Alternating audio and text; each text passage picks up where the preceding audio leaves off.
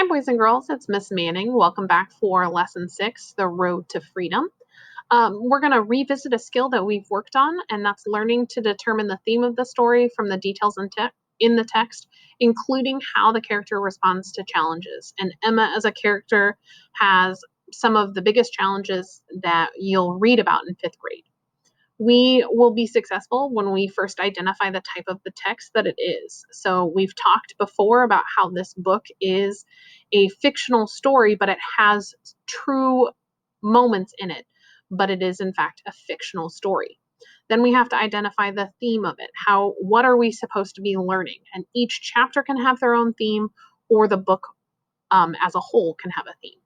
And for us to be able to identify the theme, we have to summarize the key events and identify the details, the text evidence that supports the theme that we choose. So for theme, it's the lesson, the message, or the moral that the author wants you to learn. It's the heart of your story, and it also is usually unsaid by the author, but we can infer it by what the character is going through and what they learned. So you can ask yourself, what did the character learn? How did the character change? Or what message is the author trying to send you? Remember, topics are not themes. So courage cannot be our theme, but it could possibly be it takes courage to do the right thing. Justice is not a theme, but maybe the theme would be actions have consequences. Honesty is not a theme, but always telling the truth could be a theme. Love is just a topic. A theme might be love is better than hate. All right, so for chapter 6, while we're reading chapter 6, I want you to think, how does the driver avoid the suspicions of the man that questions him about his cart? The road was bumpy. My head banged against the side of the wagon, and the burlap tickled my nose. It felt like the wagon hit every stone and rut as we traveled along. The wagon slowed and came to a stop. I turned my head to Mama, and the potatoes tumbled above. The mules whinnied next to the wagon, and then we heard voices. "What you got back there?" a man asked the driver. "Just headed to market is all," the driver replied. "You seen any runaways along this road?" the man asked. "A woman and her girl, about this high?" "No, sir, can't say I have." Mind if I take a look? Mind if I have a look at what you're taking to market?" the man asked. "Yes, sir. I mean, no, sir," the driver stuttered. Though it was cold, my back was wet with sweat. I heard Mama breathe in deep, and I felt potatoes move to the side. "Everything looks fine here. Move along," the man said. "Yes, sir. Good day, sir," the driver replied. The wagon started up again, moving faster now. When we got down the road a bit, I sneezed. All right, so for our vocabulary in chapter 6, our first word is on our first page, and it's tumbled. And it is talking about the potatoes. The potatoes tumbled above. So we have to think about what's going on. Emma and her mom are buried in a pile of potatoes sitting in the back of a wagon. And when she turned her head, it moved all of the potatoes. So because this word tumbled is right after the potatoes, it's telling what the potatoes are doing. So it's a verb in this case. So they tumbled. So it's a movement, and it's usually associated with falling.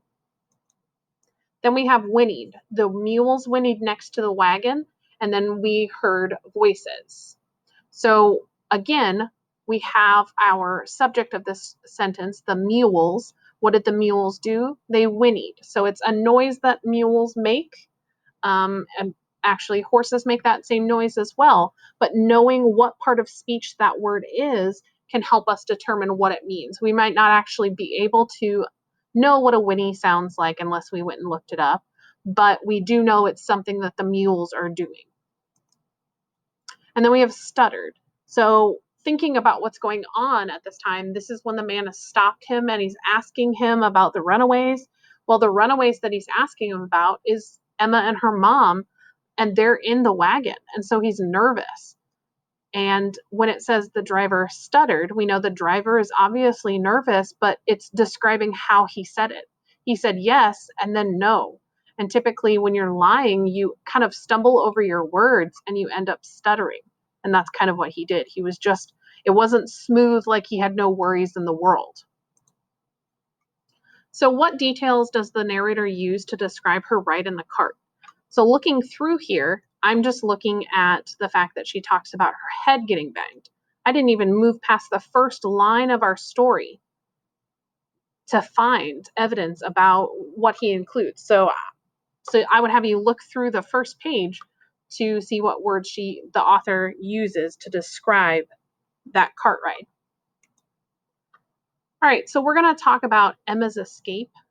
Some things that happened that while she's trying to escape, what was going on in our story.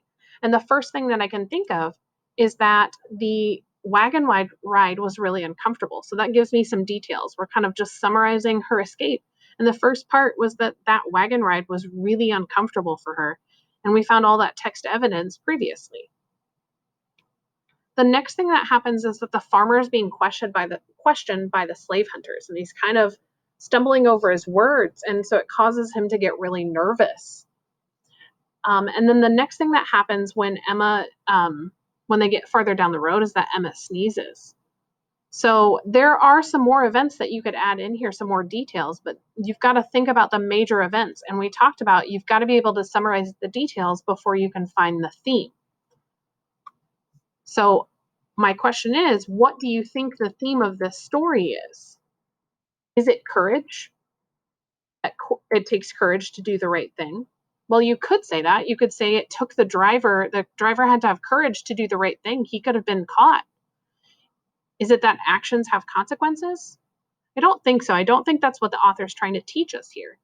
I don't think the author is trying to teach us about honesty, and I don't think he's trying to teach us about love. I think he's trying to teach us about courage or bravery, which again would be our topics. Your job is to take the topic and make it into a sentence for the theme.